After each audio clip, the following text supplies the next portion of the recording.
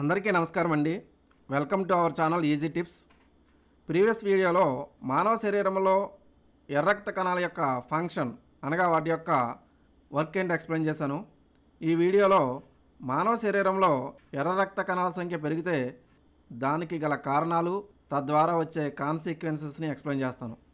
Okay, ఎర్ర రక్త కణాల యొక్క నార్మల్ రేంజ్ని ఒకసారి పరిశీలించండి.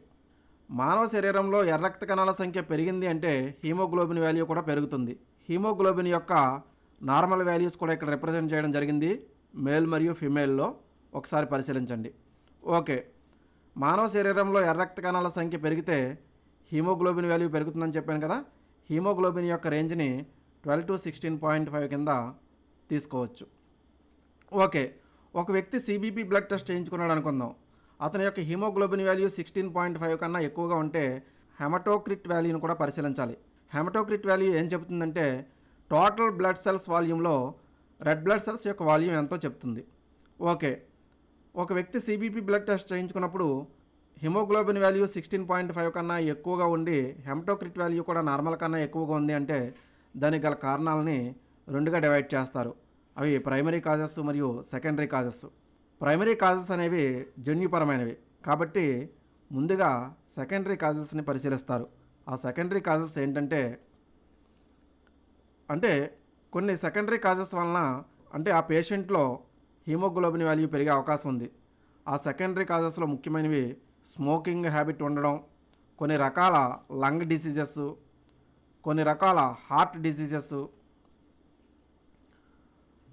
ఆ పేషెంట్కి ఎక్కువగా గురక పెట్టే అలవాటు ఉండడం, లేదా కొన్ని రకాల డ్రగ్స్ యూసేజ్ చేయడం, టెస్టోస్టెరాను మరియు స్టెరాయిడ్స్ లాంటి డ్రగ్స్ యూసేజ్ చేయడం, లేదా ఆ పేషెంట్లో డీహైడ్రేషన్ ఉన్నప్పుడు కూడా, లేదా కొన్ని సందర్భాల్లో హై ఆల్టిట్యూడ్ ప్లేసెస్లో నివసించే వ్యక్తుల్లో కూడా హిమోగ్లోబిన్ వాల్యూస్ పెరిగే అవకాశం ఉంది.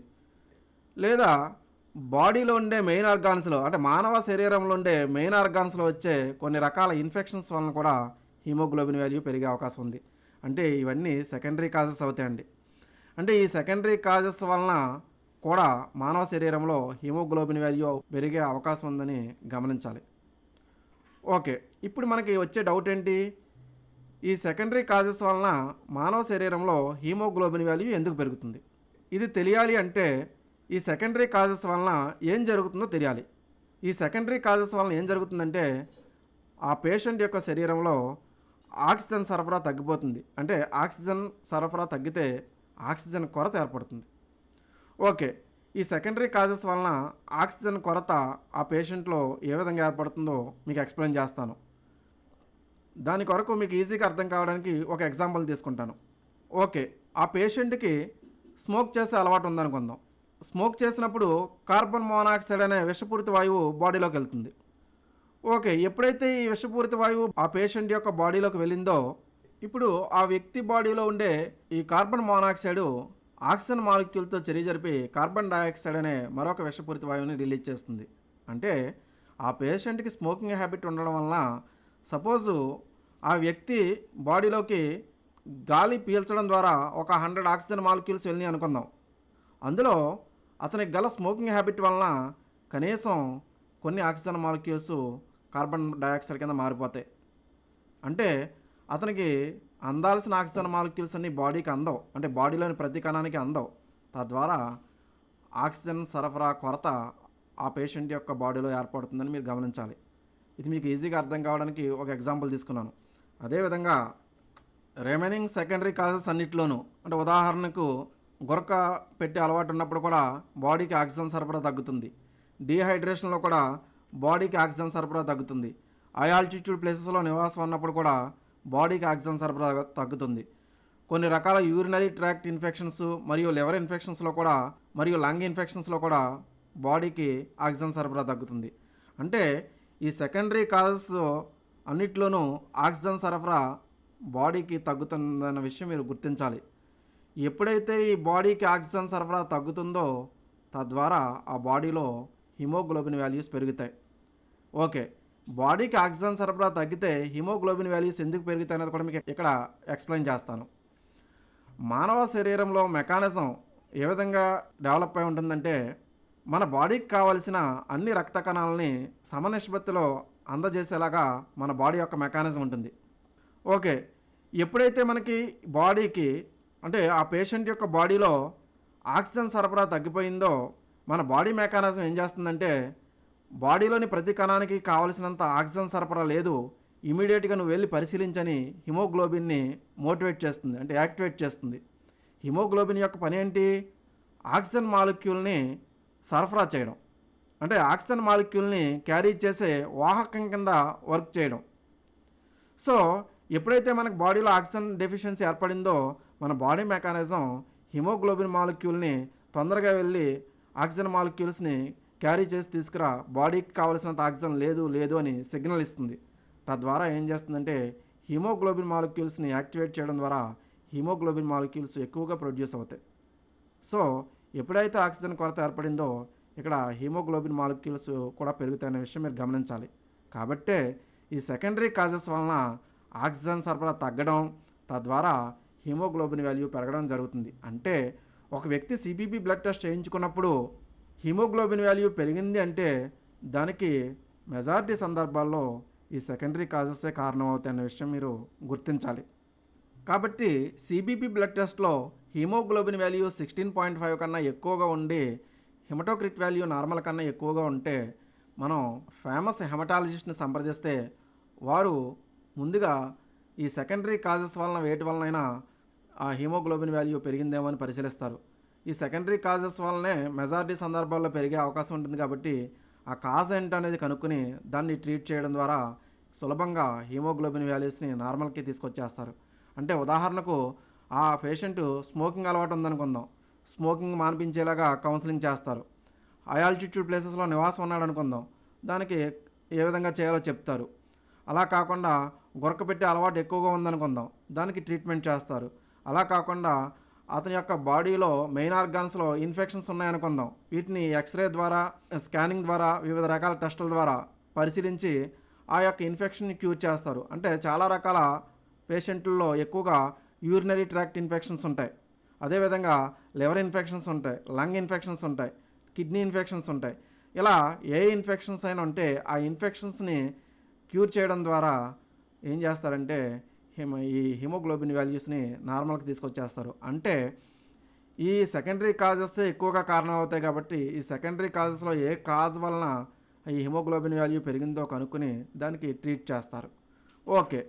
కాబట్టి మనం హెమటాలజిస్ట్ని సంప్రదిస్తే చాలా ఈజీగా ఈ ప్రాబ్లం రెక్టిఫై అవుతుందనే విషయం మీరు గుర్తించాలి.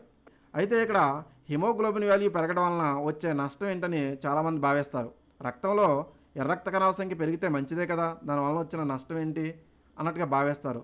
అయితే రక్తంలో హిమోగ్లోబిన్ వాల్యూ ఉండాల్సిన దానికన్నా ఎక్కువగా పెరగడం అంత మంచిది కాదు. దానికి గల కారణం ఏంటో మీకు ఎక్స్ప్లెయిన్ చేస్తాను.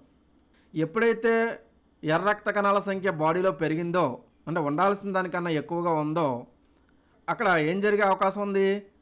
ఇప్పుడు ఆ రక్త నాళాల్లో ఈ ఎర్ర రక్త కణాల సంఖ్య పెరిగిపోతుంది. ఎప్పుడైతే ఎర్ర రక్త కణాల సంఖ్య పెరిగిపోయిందో ఆ రక్తానికి చిక్కదనం వస్తుంది. ఎప్పుడైతే రక్తానికి చిక్కదనం వచ్చిందో అక్కడ దాని యొక్క ఫ్లో స్లో అయిపోతుంది, అంటే దాని యొక్క స్పీడ్ తగ్గుతుంది. దీన్నే విస్కాసిటీ అంటారు. అంటే ఎర్ర రక్త కణాల సంఖ్య పెరగడం వల్ల ఆ ఎర్ర రక్త కణాలలో చిక్కదనం ఏర్పడి వాటి యొక్క స్పీడ్ కూడా తగ్గి అవి గడ్డగా మారే అవకాశం, అంటే క్లాట్ అయ్యే అవకాశం ఉంటుంది. కాబట్టే ఈ హిమోగ్లోబిన్ వాల్యూ పెరగడం అంత మంచిది కాదనే విషయం గుర్తించాలి. అయితే ఈ క్లాట్ అనేది మానవ శరీరంలో ప్రతి అవయవానికి రక్తం ఇంపార్టెంట్. అంటే ప్రతి అవయవం దగ్గర రక్తనాళాలు ఉంటాయి.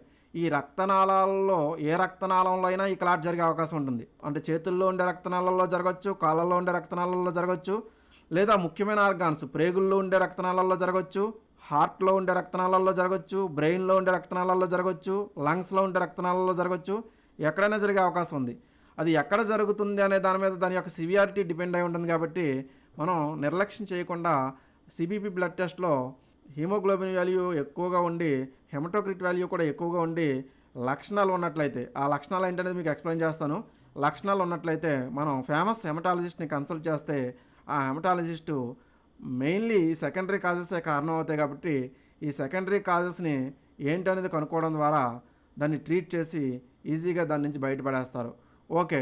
ఈ సెకండరీ కాజెస్ వలన హిమోగ్లోబిన్ వాల్యూ పెరిగే అవకాశం ఉండడం, ఈ హిమోగ్లోబిన్ వాల్యూ పెరగడం వలన రక్తంలో క్లాట్ జరిగే అవకాశం కూడా ఉంది. కాబట్టి ఈ రక్తంలో క్లాట్స్ రాకుండా ఉండడానికి అక్కడ రక్తాన్ని పలచబడే ట్యాబ్లెట్స్ కూడా ఇస్తారు.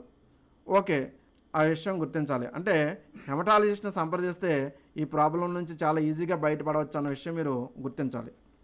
ఓకే, మానవ శరీరంలో హిమోగ్లోబిన్ వాల్యూ నార్మల్ కన్నా ఎక్కువగా ఉండి హెమటోక్రిట్ వాల్యూ కూడా నార్మల్ కన్నా ఎక్కువగా ఉంటే సాధారణంగా ఈ లక్షణాలు కనబడే అవకాశం ఉంది. ఆ లక్షణాలు ఏంటో ఒకసారి పరిశీలిద్దాం. తలనొప్పి వచ్చినట్టు ఉండడం, కళ్ళు తిరిగినట్లు ఉండడం, చేతులు మరియు కాళ్ళల్లో తిమ్మిర్లు ఉన్నట్లు ఉండడం, రాత్రి సమయంలో చెమట పట్టడం, అదేవిధంగా శరీరంపై అధికంగా దురదలు రావడం, అదేవిధంగా శరీరం ఎర్రగా మారడం మరియు బైపోలార్ విజన్ కూడా ఉండడం కొన్ని సందర్భాల్లో. ఓకే, ఇటువంటి లక్షణాలు కూడా కనిపిస్తే మనం హెమటాలజిస్ట్ని కన్సల్ట్ చేయడం అవసరం. ఓకే, మెజారిటీ సందర్భాల్లో ఈ సెకండరీ కాజెస్ వల్లనే హిమోగ్లోబిన్ వాల్యూ పెరుగుతుంది. కాబట్టి ఈ సెకండరీ కాజెస్ని ట్రీట్ చేయడం ద్వారా ఆ సమస్య నుంచి ఈజీగా బయటపడేటట్టు చేస్తారు. తక్కువ సందర్భాల్లో మాత్రమే దానికి అంటే హిమోగ్లోబిన్ వాల్యూ మరియు హెమటోక్రిట్ వాల్యూ పెరగడానికి ప్రైమరీ కారణాలు అవుతాయి. ఆ ప్రైమరీ కాజెస్ని JAK2 mutation test, MPN reflex panel test, bone marrow టెస్టుల ద్వారా నిర్ధారిస్తారు. అయితే చాలా అరుదైన సందర్భాల్లో మాత్రమే ఈ ప్రైమరీ కాజెస్ అవుతాయి. మెజారిటీ సందర్భాల్లో సెకండరీ కాజెస్ మాత్రమే అవుతాయి అనే విషయం మీరు గుర్తించాలి. అంటే మెజారిటీ సందర్భాల్లో సెకండరీ కాజెస్ వల్లనే హిమోగ్లోబిన్ మరియు హెమటోక్రిట్ వాల్యూలు పెరుగుతాయి. చాలా అరుదైన సందర్భాల్లో మాత్రమే ప్రైమరీ కాజెస్ వలన అవి పెరుగుతాయి అనే విషయం మీరు గుర్తించాలి. ప్రైమరీ కాజెస్ అన్నీ జన్యుపరమైనవి. అయితే సెకండరీ కాజెస్ వలన హిమోగ్లోబిన్ వాల్యూ మరియు హెమటోక్రిట్ వాల్యూస్ పెరిగితే దాన్ని ఎరిథ్రోసైటోసిస్ అంటాం.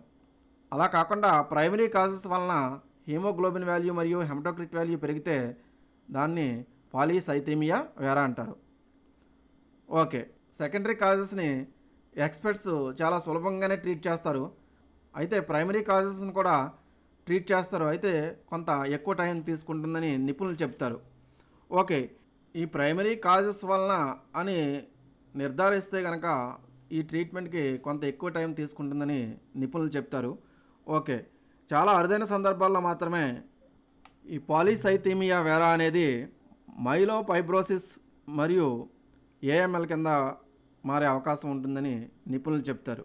అయితే ఇది జరగడానికి చాలా సంవత్సరాలు పట్టే అవకాశం ఉంటుందని నిపుణులు చెప్తారు. కాబట్టి మనం CBP బ్లడ్ టెస్ట్ చేయించుకున్నప్పుడు హిమోగ్లోబిన్ వాల్యూ మరియు హెమటోక్రిట్ వాల్యూస్ పెరిగిన వెంటనే కంగారు పడకుండా డాక్టర్ గారిని సంప్రదిస్తే చాలా మెజారిటీ సందర్భాల్లో సెకండరీ కాజెస్ అవుతాయి. కాబట్టి దాన్ని ఈజీగా ట్రీట్ చేస్తారు. చాలా చాలా అరుదైన సందర్భాల్లో మాత్రమే ప్రైమరీ కాజెస్ అవుతాయి. ఆ ప్రైమరీ కాజెస్ అయినప్పటికీ వాటిని కూడా ట్రీట్ చేస్తారు. కాబట్టి ఏ విధమైన భయం లేకుండా మనం హెమటాలజిస్ట్ని అంటే ఫేమస్ హెమటాలజిస్ట్ని సంప్రదించడం మంచిది. మీకు ఇదంతా అవగాహన గురించి మాత్రమే చెప్తున్నాను విషయం మీరు గమనించాలి. ఓకే.